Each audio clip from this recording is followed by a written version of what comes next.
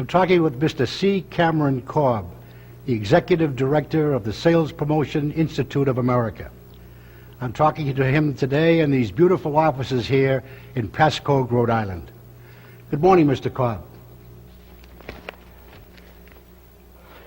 It's Cameron, Jim. Cameron. Okay, Cameron. Would you tell me once again that fascinating story about Sheldon Katz? You know, the one about the revitalization of the Four Roses brand and how Sheldon took over the meeting during the agency's presentation. Would you do that? I'd be delighted, Jim. In fact, it's one of my favorite anecdotes that I have had in my illustrious career as the Director of the Sales Promotion Institute of America, with offices in 31 major metropolises throughout the United States. It was decided by the top drawer management of the Joseph E. Seagram & Sons Company, 375 Park Avenue, New York City, New York, 10022, to launch a major advertising, merchandising, and sales campaign to not only revitalize, but also to reposition that old-time favorite domestic whiskey, Four Roses Premium Whiskey. The difficult task of doing this was assigned to a top New York as well as national and international agency, Goldberg, Murphy, Ianello, Washington, Gomez, and Chin, an agency that really had all the bases covered. I can remember the day of the presentation. Everyone thought the agency made a brilliant, well thought out, and creative presentation. The campaign had a double theme. It was Four Roses, the whiskey your dad and granddad drank. Well, everybody jumped to their feet. They were all applauding, screeching. They thought it was marvelous. When all of a sudden, from the middle of the audience, someone jumped up and ran up to the podium, grabbed the microphone, and said, "Sit down, you damn fools! You idiots! Are you crazy? Four Roses, the whiskey your dad and granddad drank? Suppose your dad hated you. Suppose your dad beat you. Suppose your dad left your mother pregnant with 5 little kids in diapers. Suppose the only remembrance you have of your grandfather was some senile old fool sitting in a chair with drooling out of the corner of his mouth.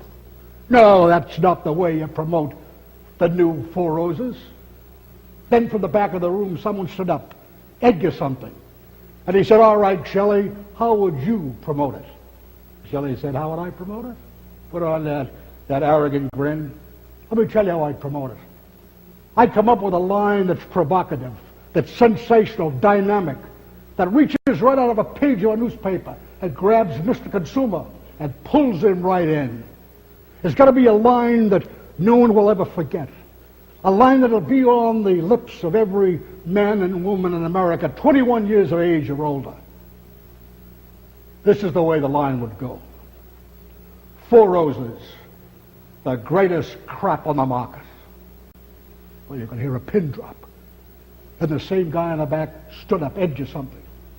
He said, "Shelley, I like it. It is provocative. It is different. It is something that people will remember. But how are you going to merchandise it?" Shelley laughed, that arrogant grin again. He walked down to his place, came back with this satchel right here. And he said, "How am I going to merchandise it? I'll tell you how you merchandise it. We'll run a full-page ad, Four Roses, the greatest crap on the market. And in the bottom will be a consumer offer for Mr. and Mrs. Consumer. Send in $1 and one label of Four Roses Premium Whiskey, and you'll receive by return mail a 6-pack of the new and improved Four Roses toilet tissue." And then he looked and he says, "I guarantee you, this campaign will wipe out competition."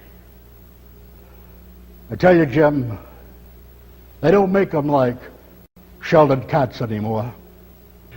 You're right, Cameron. They sure don't make them like him anymore.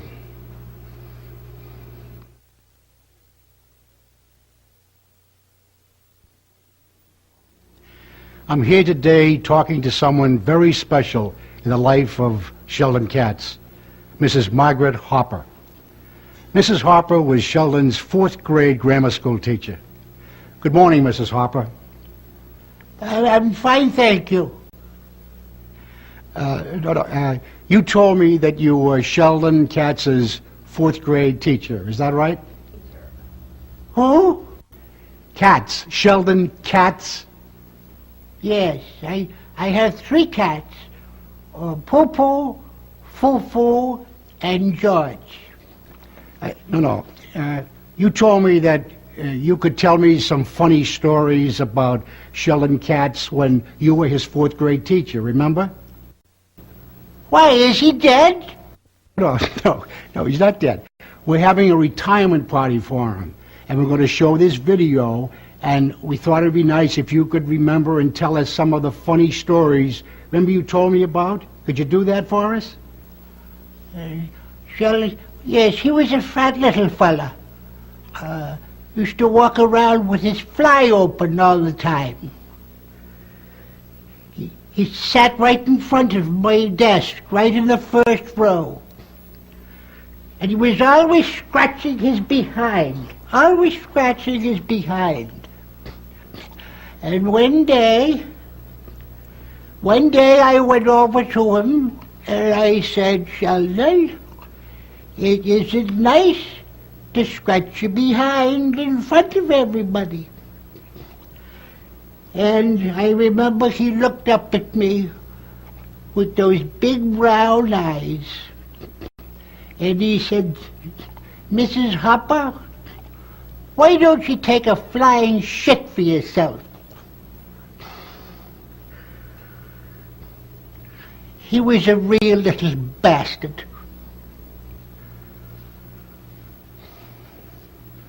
Okay, well, thanks very much, Mrs. Harper. That was great.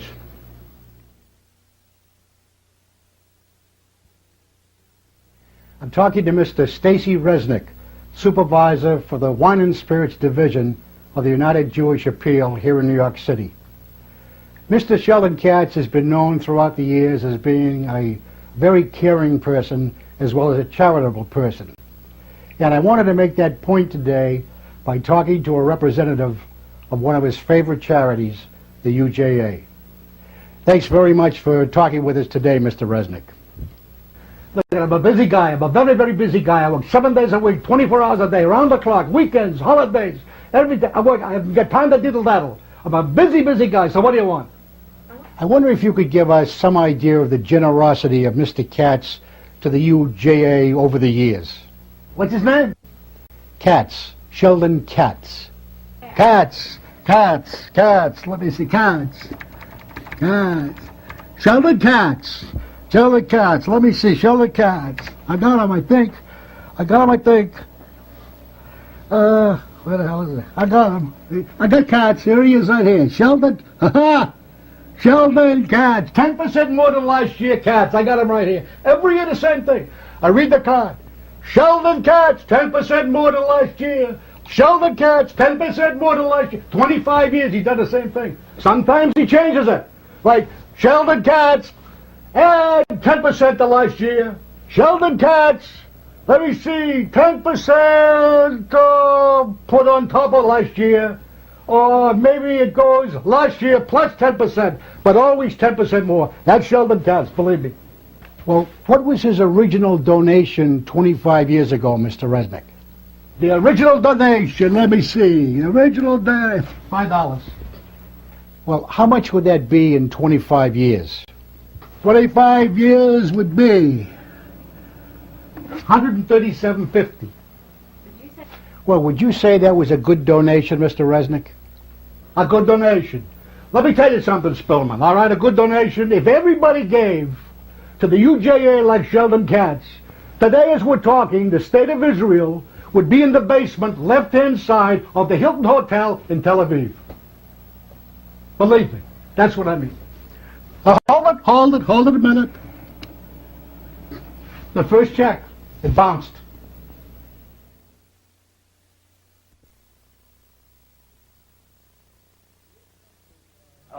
There was one thing, while the company discourages was this on-premise drinking, smoking, The what premise? Well, I ruined that one. Okay, to hell with that one.